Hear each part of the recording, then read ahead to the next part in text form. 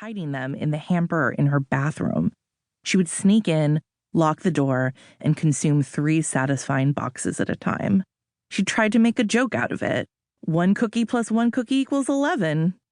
Afterward, she always promised herself she'd quit Mallomars, but her resolve never lasted more than a few days. That September morning, Jean found herself back at the supermarket, stocking up once again. She would simply tell the checker the boxes of cookies were for her children. It was a cycle that she thought she'd never break. Being fat was just unlucky, and despite that, Jean felt like she had done well. She was 38 years old, happily married to a nice husband who drove a bus and who was fatter than she was, which meant she could still feel small and ladylike. She had 2 healthy sons, ages 5 and 10. What more could Jean Nidetch of Queens, New York in 1961 reasonably ask for? Then Jean spotted a woman she'd met on occasion in the neighborhood, standing over by the cantaloupes. She hadn't especially liked her when they'd been introduced, but Jean was a good housewife and a purposefully outgoing person. She figured that if she was going to be fat, at least she had to be friendly to make up for it. "Jean, you look so wonderful," the woman told her. "Did you have a good summer?" Jean, flattered, answered that she had.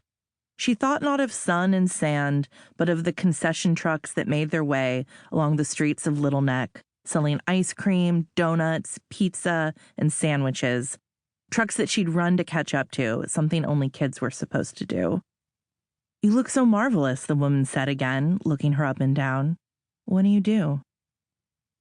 To say that it was a moment that she would never forget is an understatement. It would define and transform the rest of her life. But at the time, Jean, the ultimate chatterbox, was dumbstruck. That woman thought she was pregnant.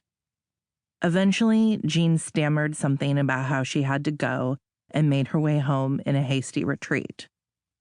"What do I do now?" she kept asking herself as she walked the 4 blocks home.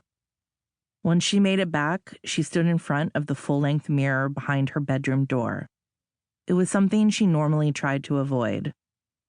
Jean was fine with her reflection in the bathroom mirror. The face, the lipstick, and the hair she could get just right. She'd walk away thinking her eyes were gorgeous. This time, though, she looked hard at her hips and stomach. Bulges. Who was she to be having a thin day? Later, Jean would write, "Most fat people need to be hurt in some way in order to be jolted into taking action and doing something for themselves. Something has got to happen to demoralize you suddenly and completely before you see the light." She decided right there in front of the full-length mirror to be grateful to the woman at the supermarket, not because she liked her or would forgive her, but because she'd given Jean what she needed. This is big. Introduction. Jean Nidetch is dead.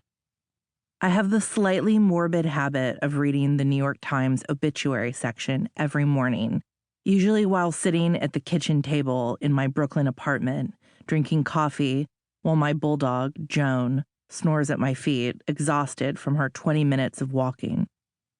An obituary takes someone's life and compresses it into a neat arc of beginnings, highlights, lowlights, and endings, which is why I enjoy reading them before I go off and make my way through my own work as a writer as well as my life, in both of which I often feel like I'm traveling from one slippery point to an unknown other, lacking coherence or a plan.